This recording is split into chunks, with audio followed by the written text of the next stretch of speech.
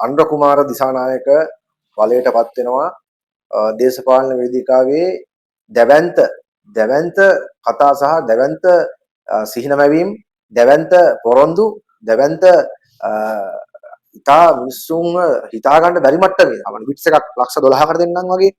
එතකොට හැම කොල්ලෙකුටම ජපන් බයික් එකක් දෙනවා වගේ.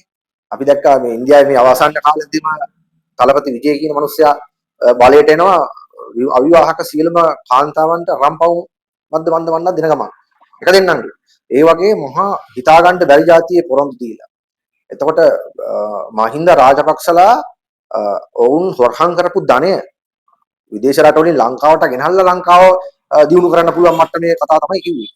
දැන් මේ වෙනකොට රට ඊටාම බංකොලොත් භාවය කරා ඉතා ශීඝ්‍රයෙන් දුවන ගමන් තියෙන්නේ. මොකද ඇමරිකන් ඩොලර් බිලියන ගණන් වලින් වැරදිලා හැකර්ලා ගාවට යන කාලයක් තුල ඕස්ට්‍රේලියාවේ ඒක ඕස්ට්‍රේලියාව කියන කෑල්ල ඔළුවේ නිතරම තියාගන්න. මොකද මේ ආණ්ඩුව ඕස්ට්‍රේලියාවත් එක්ක ප්‍රබල සම්බන්ධයක් සහසම්බන්ධයක් තියෙනවා. ඒ වගේම අපිට මතකයි අපි විශේෂයෙන්ම කියන්න ඕනේ මහින්ද රාජපක්ෂලා හොරහන් කරපු උගන්ඩාවේ තියෙන සල්ලි නිලන්ති කොට්ටාච්චි කිව්වා. එයා ඊට කලින් කිකේටියම නෙමෙයි. එක්ක නැගිටිමු මහා බලයක් විහිදාලමු අපේ රට එකම එක සුර පොරයක් කිය අත්‍යල් අල්ලගෙන ගායනා කර හිටදලා දැන් මෙහෙට ඇවිල්ලා දැන් කියනවා මහින්ද රාජපක්ෂලාගේ උගන්ඩාවේ තියෙනවලු කෝටි ගාණක සල්ලි. එහෙම කියලා කට පාල් කළා. දත් 32ම එළියට දාලා කියනවා මේ අපිට මේ සල්ලි ගන්න ඕනේ නැද්ද කියලා අහුවා පානතුරේ අස්සිනවන්ට. මේ ජයග්‍රහ අනුර කුමාරගේ ජනාධිපති රැළියේ.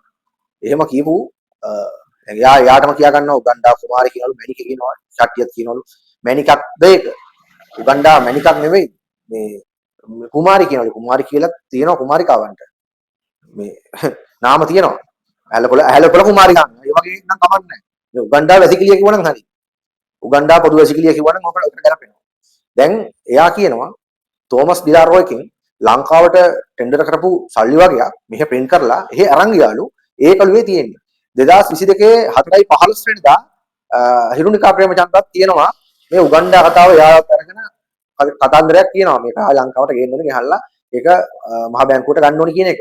ඉතින් ඇය 2022 4/15 ඒක මාධ්‍යහමුවක් කියලා කියද්දි ඒ වෙනකොටත් ජනතා විමුක්ති පෙරමුණ මේ තෝමස් ඩිලාරෝ එකේ කතන්දරයක් දන්නේ නැහැ. උගන්ඩා විසල්ලි මහින්ද රාජපක්ෂලා ඉන්වෙස්ට් කරලා තියෙනවා.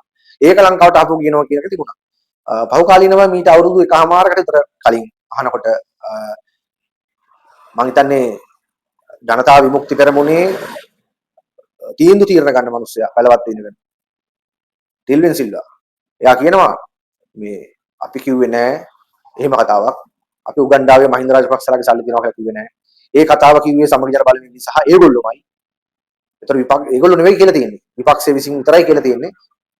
ඒගොල්ලෝ විසින්ම කියනවලු මෙහෙම සල්ලි දෙනවා කියලා ඒගොල්ලොම ජනතා විමුක්ති පෙරමුණේ කට්ටිය කිව්වා කියලා ඒගොල්ලොම අල්ලනවා කියලා ටිල්වින් සිල්වා මාධ්‍යමුවක් කියලා කියනවා. හරිද?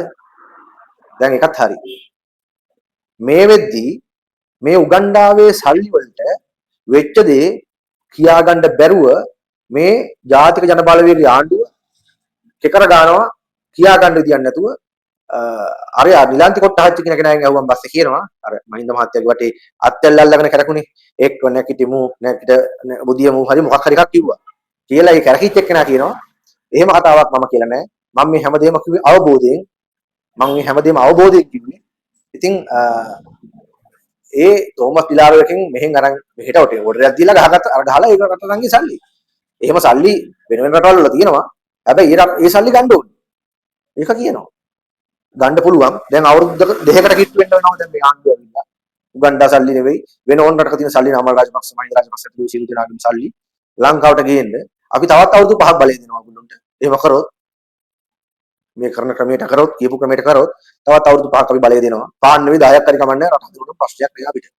නමුත් මේ උගන්ඩා සල්ලි මහින්ද රාජපක්ෂලා ආයෝජනය කරලා තියෙනවා ජනතාවගේ සල්ලි කියලා වගිරයක් ඔළුවේ හදලා ජනතාවගේ වගිරය වපුරලා මේ රට විනාශ කරන මන්තිරුවට මේ වාහනේ ට්‍රැක් එකට දාගත්තේ මේ කාලකන්ණි ආණ්ඩුව මේ කාලකන්ණි ගෑනු මුන්ට හෙන ගහන්න ඕනේ මේ කියලා ජනතාවට බොරු කියලා ආපු උන් මේ ආණ්ඩුව විතරක් නෙවෙයි පෙර ආණ්ඩුවල මිනිස්සු බොරු කියලා තියෙනවා රවට්ටලා තියෙනවා උන්ටත් හෙන ගහන්න ඕනේ මොකද දැන් යන තත්ත්වය හොඳ කරගෙන පත්තකට නෙවෙයි යන්නේ මේ වෙලාවේ කරන්න තියෙන හොඳම දේ තමයි මහින්ද රාජපක්ෂලාගේ උගන්ඩාවේ සල්ලි තියෙනවා නම් මේ නිලන්ති කොට්ටහචිලා ඩිල්වින් සිල්වලා දැන් කියනවා ඒගොල්ලෝ කිව්වේ නැහැ මේ කතාවක් කියලා. ඒ කියන්නේ මහින්දලාගේ උගන්ඩාවේ සල්ලි නැහැ. එහෙම දෙයක් නැහැ. එහෙම දෙයක් වෙලා නැහැ. ඒක ඒගොල්ලෝ අවබෝධයෙන් කියපු බොරුවක් කියලා දැන් ඒගොල්ලෝ පිළිගන්න තියෙනවා. ඒක නිසා දැන් කරන්න දෙයක් නැහැ. ඔයාලා මේගොල්ලොන්ට විරුද්ධව රාජපක්ෂලට හරි රනිල් වික්‍රමසිංහට හරි සජිත් ප්‍රේමදාසට හරි ඒ අතුල ඉන්න ඇමතිවරු අනිකම් වගේ මොන හරි දෙයක් කරා කියලා ඔයගොල්ලෝ චෝදනා කරපුවා ඔප්පු කරලා මේගොල්ලන්ට දඬුවම් දීලා ඒ සල්ලි ලංකාවට නැවත ලබා ගන්න හැකියාවක් තියෙනවා නම් ලබා ගන්න අධ්‍යක්ෂකම උස්සලා අපි සහයෝගය දෙනවා. තව අවුරුදු 10ක් තියා 20ක් හරි ඔයගොල්ලන්ට රට අරන් යන්න. ඒක නිසා අර උගන්ඩා සල්ලි ගැන කියපුවා අපේ කන් වල දෝංකාර දෙනවා. අපි කොයිතරම් මිනිස්සුන්ව රවට්ටලාද කියන එකට පොඩි හීනි කේන්තියක් වියරුවක් විතරයි අපිට එන්නේ. වෙන දෙයක් එන්නේ නැහැ. වෙන එන්න දෙයක් නැහැ කොහොමද? මේ යන විදිහට ගියොත් එහෙම කොහොමද අමුතුවෙන් වියරුවට එන්න දෙයක්වත් නැහැ. ඒක නිසා මේ උගන්ඩා සල්ලි සම්බන්ධයෙන් උගන්ඩා කුමාරිත් මේවා කියන්න සහභාගී වෙච්ච මිනිස්සුත් වග උත්තර වදින්න ලෑස්ති වෙන්න වෙයි. සජිත් ප්‍රේමදාස බලයට આવුත් නම් ප්‍රශ්නයක් වෙන එකක් නෑ ලොකුවට. හැබැයි රාජපක්ෂ කෙනෙක් හදිස්සියේ හරි මම දන්නේ නෑ ඒක. රාජපක්ෂ කෙනෙක් හදිස්සියේ හරි આવොත් ඔය කියපු කට්ටියට උගන්ඩාවේ තමයි නවතින්න වෙන්නේ කියලා. දන්නවනේ.